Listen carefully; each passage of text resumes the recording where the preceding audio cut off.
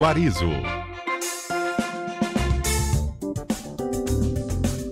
Agora são 3h15. A gente na correria aqui, o pessoal tá mandando, né, os vídeos das chuvas aqui na região. Não consegui pegar onde é, mas alguns pontos de chuva muito forte na região de Campinas, principalmente pelas rodovias. Então redobre a atenção nesta tarde de sexta-feira. E como disse a Juliana Vigliotti, né, vem mais chuva por aí.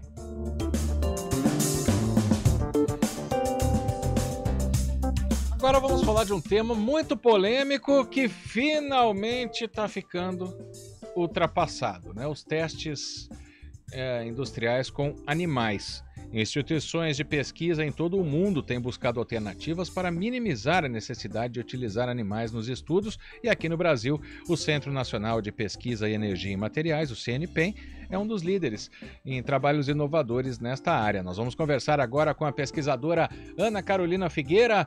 Oi, Ana, boa tarde, seja bem-vinda ao Estúdio CBN, obrigado por nos atender. Boa tarde, Marcos. Boa tarde aos ouvintes da CBN. Vocês estão me ouvindo bem? Muito bem. Só para checar. Então, tá bom. É um prazer estar com vocês, um prazer conseguir falar um pouquinho sobre as nossas pesquisas aqui, o que a gente tem desenvolvido. Obrigada pelo convite. O prazer é todo nosso e é muito importante trazer esse trabalho. Não é uma discussão de hoje já, vamos lembrar aquela indústria próxima de Sorocaba, que tinha uns cães beagles, né? Isso há uns 9, 10 anos atrás, né? Que estava tendo teste para cosméticos em cima deles, né? Então sempre foi uma polêmica o uso dos animais. E hoje em dia as pesquisas, né? E o CNPEM mostra isso, elas têm capacidade para mostrar que os animais já não são mais tão necessários assim, porque se é testado um produto, né, o animal, ele vai ter alguma consequência. Então, esse trabalho de substituição, ele já está sendo feito e é muito importante uma pesquisa como essa que o CNPEM está fazendo. O que a gente tem que pontuar é que, assim, os testes de segurança de produtos, eles são necessários desde sempre, né? E começou em 1953 um conceito de tentar reduzir o número de animais e de se usar de forma ética, né? A grande questão é que, assim, hoje em dia a gente não pode dizer que completamente vai se abandonar os estudos em animais, porque para muitas coisas ainda são necessários. Mas a gente conseguiu desenvolver sistemas nos quais nós temos tipos de cultivo de células que a gente faz muito parecido com órgãos, né, que são os mini-órgãos, e a gente consegue colocar esses mini-órgãos em sistemas como aqueles chips que a gente chama, né, que é um sistema de órgão em chip. Então, a gente faz diferentes mini-órgãos e a gente evoluiu, então, e consegue hoje chegar mais próximo do que seria um organismo, um ser, né, e a gente consegue trabalhar com células humanas, mas ainda não é possível a gente abandonar completamente. Agora, para testes cosméticos, né, por exemplo, para fármacos, ainda é necessário, porque você tem que ter muito controle de segurança e muito controle de efetividade. Para cosméticos, você tem que ter um controle um pouco mais leve. Por quê? Porque você só tem que garantir que você não vai causar um mal com uma substância, né? Então, são substâncias geralmente mais simples, não são substâncias que foram desenhadas para combater uma doença, para atuar dentro de uma célula, são substâncias que estão mais ali para você usar em pele, para você usar no cabelo, maquiagem, perfume, né? E aí, você tem hoje uma legislação que exige testes, mas já é possível para cosmético você tirar os testes em animais. Existem hoje diversas metodologias padronizadas mundialmente. E esse conceito de vamos tentar reduzir o número de animais de experimentação já vem desde 1953. Sim. Desculpa se eu me alonguei na resposta. Não, de maneira alguma. A explicação é muito clara, muito didática. E isso tem a ver, né, com a parte do laboratório de cultura 3D, né? Hoje as impressoras 3D, elas conseguem chegar, não só as impressoras, mas claro, o que se coloca, né? Elas conseguem chegar a essa paridade aí, né? Como você explicou, parecido com a célula do animal, ela pode ser fabricada, né? Artificialmente, vamos dizer assim. Hoje a gente usa células humanas, né?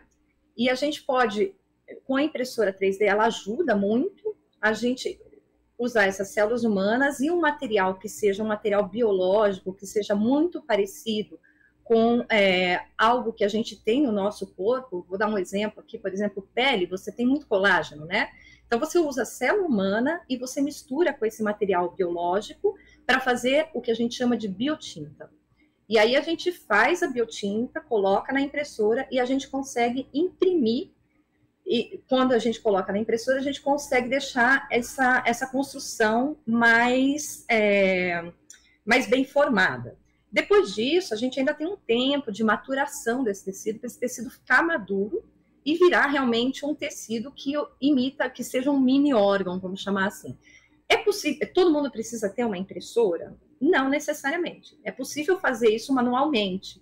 É que a impressora melhora um pouquinho a forma de se trabalhar, você fica com uma construção mais bem feita. A gente faz modelos aqui, né? Então, assim, ou você tem um modelo mais estruturado ou um pouquinho menos estruturado. Depende do tipo de modelo e da aplicação que você quer, você consegue fazer. E é possível fazer com e sem a bioimpressora.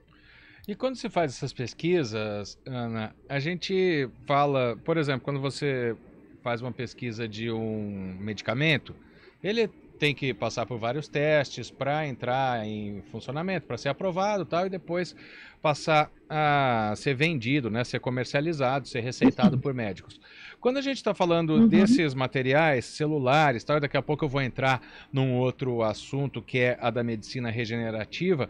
Nesse caso, quando o teste é feito, ele tem muitas etapas para que passe a ser utilizado regularmente, que, por exemplo, diminua o número de animais, como você já disse na primeira resposta, e que essa tecnologia já substitua, não só na pesquisa, mas no mercado em si?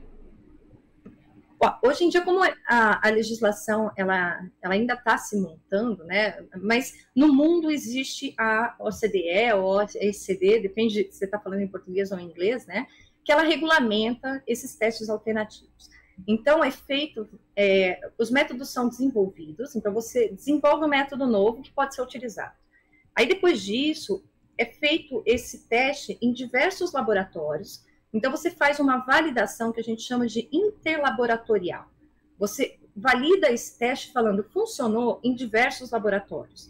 Esse teste está me dizendo realmente, por exemplo, se eu tenho um produto que pode ser corrosivo para a pele ou irritante para o olho. Então, hoje nós temos guias que têm esses testes já padronizados, então tem muitos testes padronizados. A nossa legislação, o Conselho aprovou no ano passado 21 novos testes que são colocados e já são padronizados, então esses testes são exigidos como testes padrões. E existe também os desenvolvimentos de novos testes para a gente tentar minimizar cada vez mais. Aqui no CNPEM, a gente tem atuado para tentar desenvolver novos testes para se ter coisas que sejam mais parecidas com o organismo humano e cada vez mais preditivas, para que a gente tenha um poder de predição do comportamento de um produto, né? Então, a nossa função está sendo na inovação. Esses testes, essas formas de validação, a gente atua aqui também como um dos laboratórios centrais do RENAMA, que é a Rede Nacional de Métodos Alternativos. E nós temos 3 laboratórios centrais no país, e a função dessa rede é justamente treinar, fazer essas validações e deixar popularizado, vamos dizer assim, tanto com as indústrias, com as empresas, com os laboratórios, e divulgar o uso desses testes, então, para que todo mundo esteja treinado para que possa se implementar cada vez mais rápido. Exato, e um desses pontos aí, né, que você está dizendo, são materiais bioimpressos aí que podem até substituir alguns tecidos da pele, né? Por exemplo, na medicina plástica isso pode ter resultado, até em outras áreas da medicina, vai chegar, né? Porque está sendo pesquisado, mas com o desenvolvimento desse material substitutivo. Uma outra área de aplicação nossa é justamente essa, é a medicina regenerativa. Bom, a partir do momento que a gente começa a fazer cultivos celulares tridimensionais e que a gente consegue fazer uma imitação de um órgão, né, que a gente começa a imitar as funções desse órgão, que a gente usa células humanas deste órgão, que a gente consegue colocar isso tudo funcionando bonitinho, a gente pode começar a pensar em, bom, vou usar essa construção de célula para tentar regenerar um tecido. Uma coisa bastante, e que já começou a ser divulgado bastante, já começou a ser estudado bastante, são os curativos de pele, por exemplo, para feridas, né? Porque os curativos de pele a gente tem um problema muito sério com infecções. Às vezes a pessoa não morre por conta da ferida, mas ela morre por conta das infecções que chegam na ferida dela. Infecções crônicas, de pessoas que estão acamadas, feridas diabéticas. E a gente tem desenvolvido algumas pesquisas aqui para tentar chegar nesse modelo, então, de uma terapia, né, utilizando a medicina regenerativa, na qual a gente utilizaria células humanas para desenvolver curativos. Essa é uma das nossas linhas.